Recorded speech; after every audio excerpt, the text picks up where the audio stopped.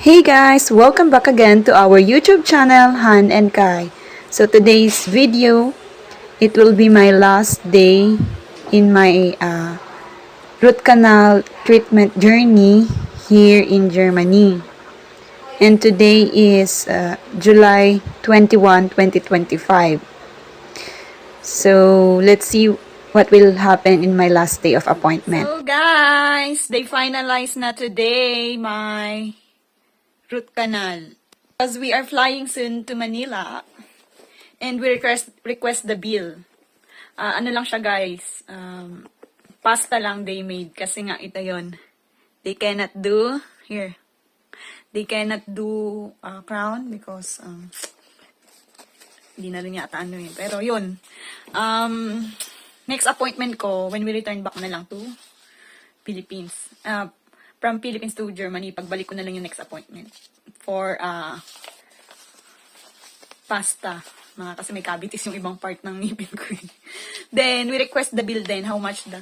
Kapag normal pasta, free yun guys. Free from your insurance. Pero ako, yung expensive ang ni-request namin. Dahil may private insurance naman ako. So, kapag normal, sa AO ka. Pag public, yung public health insurance natin. Pero kapag... dahil may private insurance ako, yung Alliance. So, ito, 30 euro. Yan, may 30 euro. Dumating yung yung bill. So, yung last bill namin, dahil na-send na rin namin, na-settle na namin yon and ni-request na namin siya insurance. Pero, sinend lang namin through email.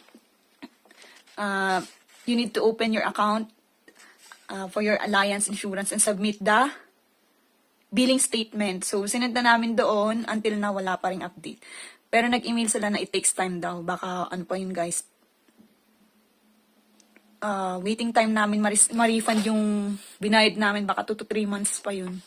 Then another bill na ito, pasta 30 euro. Baka another 2 to 3 months din to.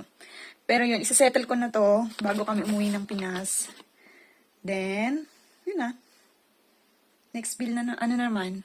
And I will show you guys kung ano yung root canal ko, kung anong progress. Isasend ko dito, ipopost ko dito yung basta ipopost ko dyan. Ipopost ko dito yung update sa aking root canal. Final appointment na today ha, July 21, 2024. July 21, 2025. So, ilalagay natin dyan yung root canal ko, kung anong status. Akala ko, tapos na yung last time, nung sinabi ko sa inyo nung July 11, akala ko, tapos na yon. Hindi pa pala. Ano lang, pinilitan lang ng temporary pasta. Kasi ang dami niyang patient nung araw ng July 11. So, akala ko nung araw na yun, tapos na. Ang bilis lang din kasi ginawa, wala pang 10 minutes. So, today naman, mga 20 minutes, finalize na talaga today kasi nga, we're going back to Philippines. So, yeah. That's why I show you yung root canal, kung anong status niya or naging success naman yung paglagay ng new root canal. Hi. Kaya ingatan nyo guys ang ngipin nyo.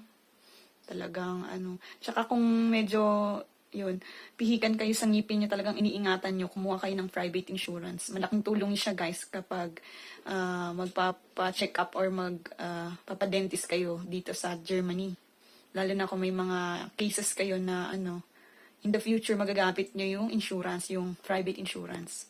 So yun, buti na lang kumuha ako. Then, kampante ako, kahit isettle ko siya, at least may isend ko lang ulit sa insurance ko, then I'll wait na lang till they return in my account, yun.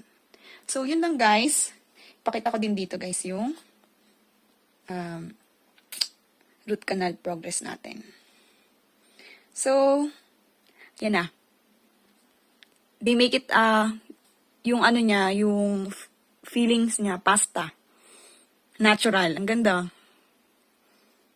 Parang normal teeth na naman. Ang bilis lang.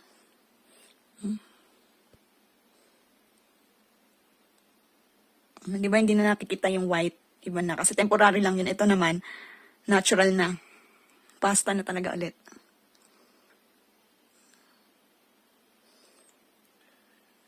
Yun lang.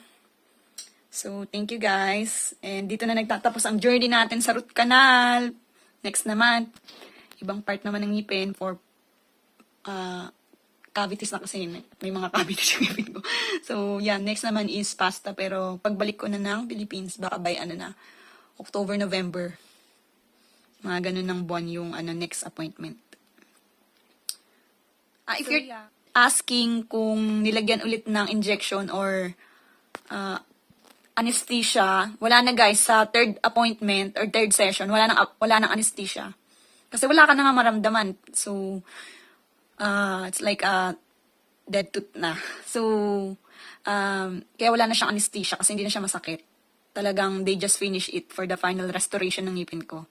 So, yun lang guys. Hindi na siya masakit. Sa una lang, pag mga first session. Kasi may anesthesia. Pero after that, kapag next appointment mo na next session, wala na. Hindi na masakit yung magiging second or third session. Kasi, dead tooth na siya. So, wala na anesthesia. They just continue it. They just finish the final restoration of my teeth. And that's it. So, yeah. Yan na. So, we're gonna end now the root canal journey here in Germany. I hope it's not gonna happen again. Praying that it's not, the other's gonna be healthy. Kaya talagang, pa-check up kayo guys. And maintain it and, yeah. So guys, the original price pala ng pasta is 70, almost 72 euro per tita, pasta. Pero dahil may public insurance tayo, AOKA, so they less it na. They paid the half, and that's why I only paying na lang yung 30 euro. So from 72 euro, nagiging 30 euro na lang. Kasi yung 42 euro, charge to AOKA, sila na magbabayad. Ang galing. Ang galing. Kaya nagiging free na siya. Parang free na, parang ano na lang. Tapos 30 euro na lang. Kala ko talaga 30 euro yung pasta. So yun guys. I-picturean ko din siya para makita nyo. Galing. Very good. Laking tulong to guys. It's a big help, my love, for the people here in Germany, no? It's really a good one, no? That you pay every month. Yeah. This is what I pay every month. Nga pala, I'm paying din naman pala. Ang laki ng tulong. Ang galing. So, picturean ko siya, guys, para makita niyo rin yung version ko. So, thank you, and see you in the Philippines. So, God bless, guys, and cheers!